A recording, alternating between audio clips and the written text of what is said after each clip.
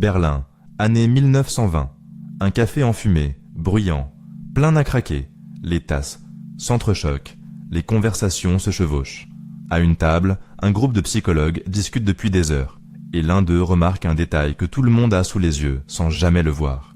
Le serveur ne note rien, des commandes complexes, 8 clients, des additions séparées, des modifications en cours de route. Tout est dans sa tête, au centime près, sans une erreur. Une mémoire de prodige, pense-t-il. Du moins, c'est ce qu'il croit. Car quelques minutes après avoir réglé l'addition, il le rappelle et l'interroge. « Que contenait notre commande déjà ?» Le serveur les regarde, vide. Il a tout oublié. Intégralement, comme si la table n'avait jamais existé. La mémoire prodigieuse s'est effacée à la seconde précise où la note a été payée.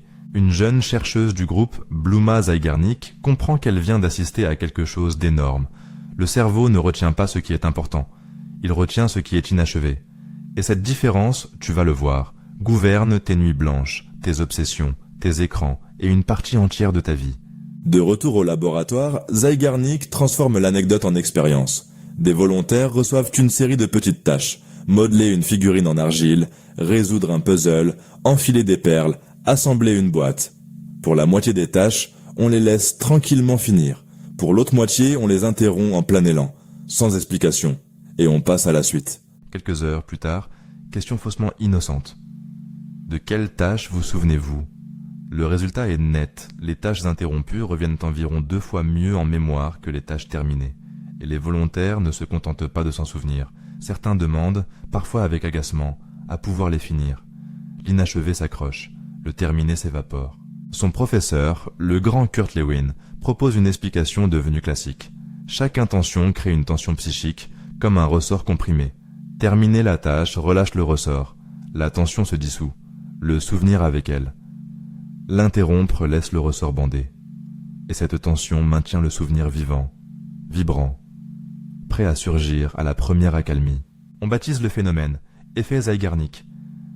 Ton cerveau tient un registre permanent de tout ce qui est ouvert. Conversations, projets, décisions, conflits, promesses. Et il fait remonter la liste encore et encore, de préférence quand tout est calme et que rien ne l'occupe.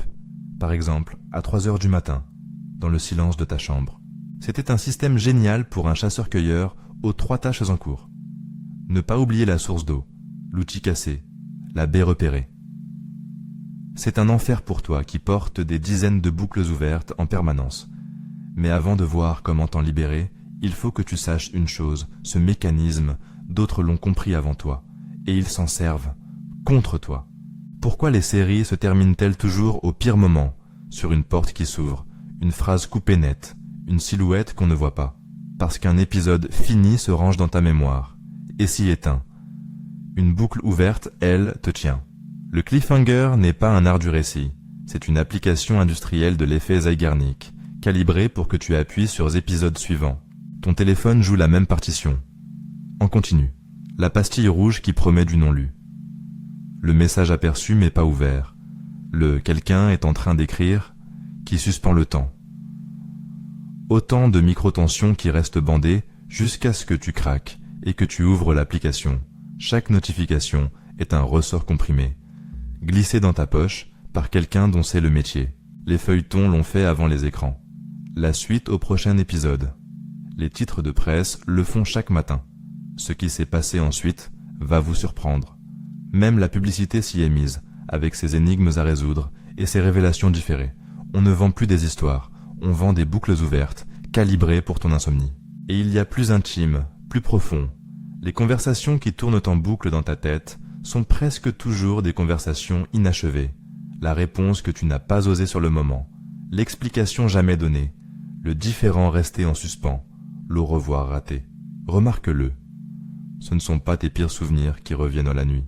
Ce sont tes souvenirs ouverts. Voilà le vrai visage de la rumination. Pas un défaut de caractère, pas une faiblesse, un registre de tensions non relâchées que ton cerveau relie consciencieusement, comme le serveur de Berlin relisait ses additions impayées. La question devient alors très concrète. Comment relâcher un ressort quand on ne peut pas toujours finir la tâche? 2 chercheurs, Mazicampo et Baumeister, ont posé exactement cette question au laboratoire. Ils ont donné à des étudiants des tâches importantes non terminées, puis mesurer à quel point ces tâches parasitèrent leur concentration sur un travail suivant. Lecture, compréhension, attention. Le parasitage était massif. L'inachevé s'invitait partout, jusqu'aux détails qui changent tout. Un groupe a été invité à écrire un plan précis avant de passer à autre chose. Quand, où, comment ils termineraient la tâche en suspens, sans rien exécuter. Juste le plan, quelques lignes. Résultat, les intrusions mentales ont chuté presque au niveau des tâches réellement terminées. Relis bien, le cerveau n'exige pas la fin. Il exige un plan crédible. Tout est là. Le ressort se relâche quand la charge change de gardien. Tant que la boucle vit dans ta tête, ton cerveau la surveille. C'est son travail. Il le fera à 3 heures du matin s'il le faut. Dès qu'elle vit sur un papier, avec une date et une première action, la surveillance s'éteint. Ce n'est pas de la productivité de bureau, c'est de la plomberie mentale. L'effet a aussi une face lumineuse que les créateurs exploitent depuis toujours.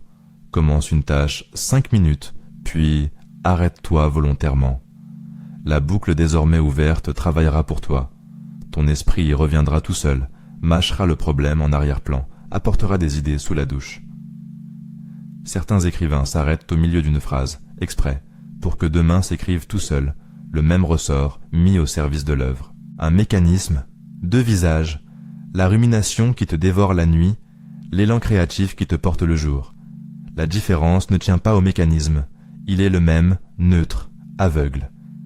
Elle tient à une seule chose, qui décide d'ouvrir et de fermer les boucles, eux ou toi. Voici comment reprendre la main, dès ce soir. Première pratique, la vidange du soir. Avant de dormir, prends 3 minutes et écris tout ce qui est ouvert. Tâches, conversations, décisions, promesses. Pour chaque élément, une ligne de plan. La prochaine action concrète. Et quand? Tu ne termines rien ce soir. Tu changes simplement le gardien des boucles, du cerveau qui rumine vers le papier qui attend. Le sommeil fait souvent la différence dès la première nuit. Deuxième pratique, ferme les boucles humaines. La réponse repoussée depuis des semaines, l'explication due, le merci jamais dit, le différent en suspens. Chacune est un ressort bandé qui te taxe en silence, jour après jour. Une phrase honnête suffit souvent à le détendre.